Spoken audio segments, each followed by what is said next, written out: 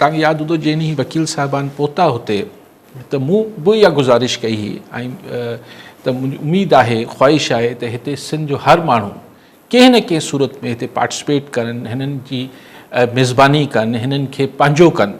ऐं मूंखे एॾी मतिलबु माण्हू खे कॾहिं कॾहिं हू थी वञे थी हिकिड़ी मतिलबु जज़्बाती थी वञे थो माण्हू मंज़र ॾिसी त जीअं माण्हू हुते पहुता आहिनि बबलो में, जीअं हुननि खे खाद खुराक यानी हाणे सो मच सो त गोडाउन उन्हनि वठी छॾियो आहे त उहो माल जेको सामान माण्हू ॾेई पिया वञनि हुनखे किथे रखनि।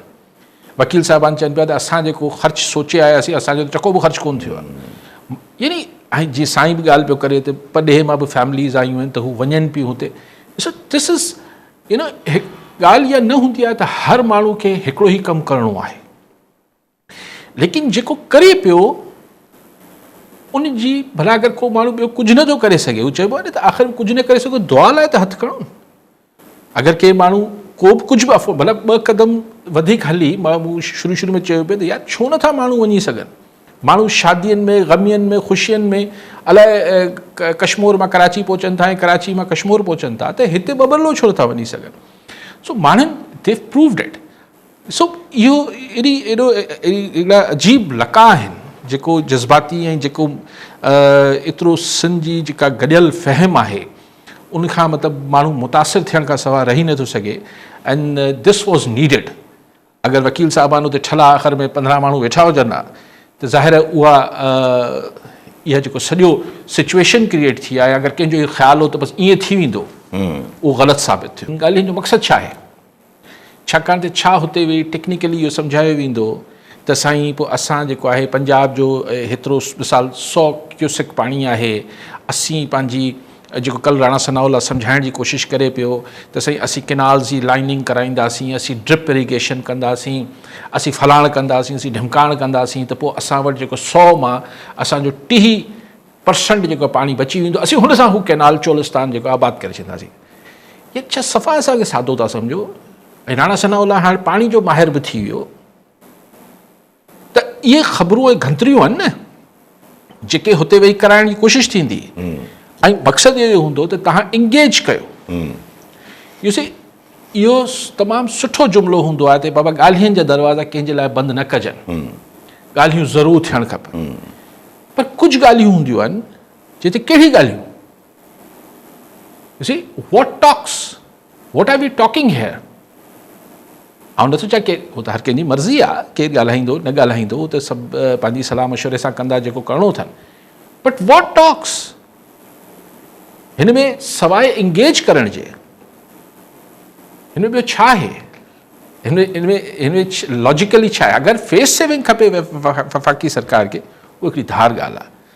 पर ॻाल्हि इहा आहे त ज़ाहिर हिन मां ऐं बाक़ी नजम सेठी जी इहा ॻाल्हि त सही सिंध ईअं ॻाल्हियूं करे पोइ रिझाए करे ऐं पोइ हुते केनाल ठही वेंदा, मूंखे इहो कमु हिन सूरत हाल में ॾुखियो थो लॻे। ऐं छाकाणि त हीअ सूरत हाल सुभाणे ॾिसो हीअ हिते बीहणी न आहे। अॼु वकील साहिबान बि चवनि पिया अॼु तव्हांजा जेके पीपल्स पार्टी खां सवा धुरियूं आहिनि जेके उहो हाणे हिन ॻाल्हि खे जोड़े वेठियूं आहिनि त सही सिर्फ़ु केनाल्स न, ही कॉर्पोरेट फार्मिंग बंदि कई वञे। त सिंध में जेका ज़मीन अलॉट थी आहे हाणे उन ते वफ़ाक़ी सरकार छा चवंदी? सिंपल चवंदी त बाबा असां त ज़मीन अलॉट ई न कई आहे, उहो पीपल्स पार्टी कई आहे, सिंध सरकार कई आहे, हुननि सां वञी ॻाल्हायो। त पोइ हिकिड़ो ॿियो स्टेप आहे। अच्छा, ही तव्हां वेठे जिन्हनि जो बि ही प्लान हो, मिसाल पीपल्स पार्टी केनाल्स जे त ख़िलाफ़ु थी वई, कॉर्पोरेट फार्मिंग ते अञा पीपल्स पार्टी फ़िलहालु ख़िलाफ़ु न आहे, हुन जे लाइ बि प्रेशर डेवलप थिए पियो, ठीकु आहे।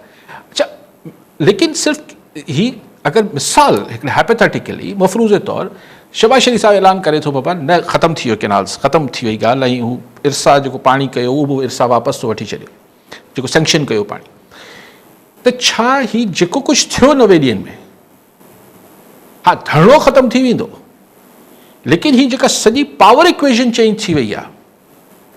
हाणे नवाज़ लीग ऐं पीपल्स पार्टी जो रिश्तो कीअं हलंदो सुभाणे? सुभाणे जेको आहे जेका नज़र न ईंदड़ कुवतूं आहिनि हुननि जा मामलात हाणे कीअं हूंदा? हिते रांदि ई मतिलबु हिते ही मसइलो ख़तमु नथो थी वञे।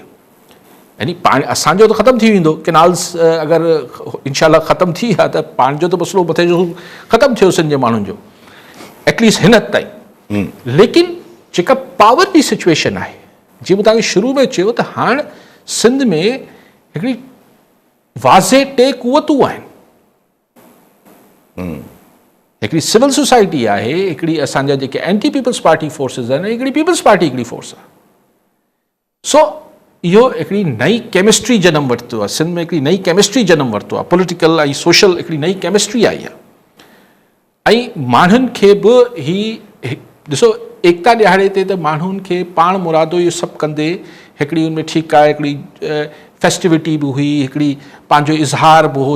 हिते हिननि ही जेको सिंध जे माण्हुनि पाण मुरादो कयो आहे, ही जेको पाण मुरादो एतिरो वॾो जहान ठाहियो अथनि,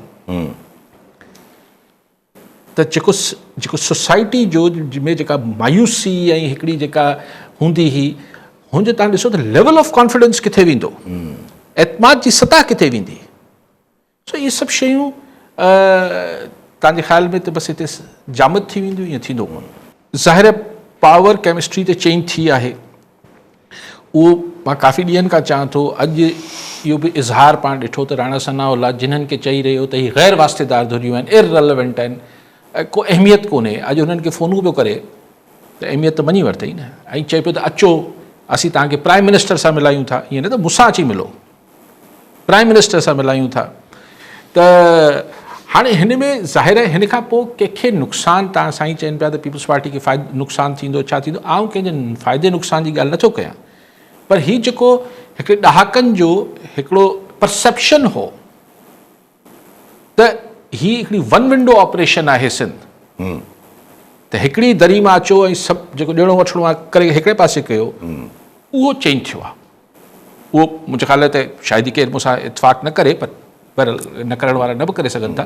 मुंहिंजो ज़ाती ओपिनियन इहो आहे त उहो परसेप्शन चेंज थियो हूंदो इस्लामाबाद ॾे, त उन सां जेके डायनेमिक्स आहिनि सिंध जा, जेके सिंध जा मामलात आहिनि, उहे चेंज त थींदा।